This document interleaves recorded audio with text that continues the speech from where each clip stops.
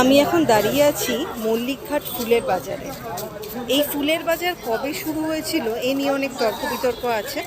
অনেকে বলে 1855 সালে যখন মল্লিকঘাট তৈরি হয় তখন এখান থেকে অনেক পুণ্যার্থী পুরী যেতেন এবং সেই কারণে এই বাজারের সৃষ্টি। তা যাই হোক, এই তর্ক বিতর্কের মধ্যে আমরা যাব না।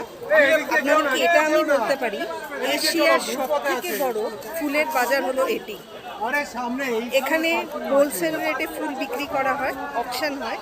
লোকে এখান থেকে ফুল কিনে নিয়ে রিটেলে বিক্রি করে।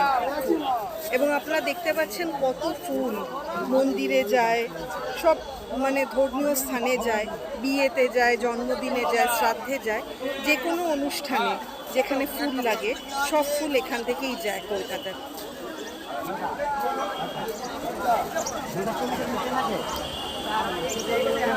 প্রচুর লোক আসে এখানে, তার সঙ্গে বিদেশিরাও আসে।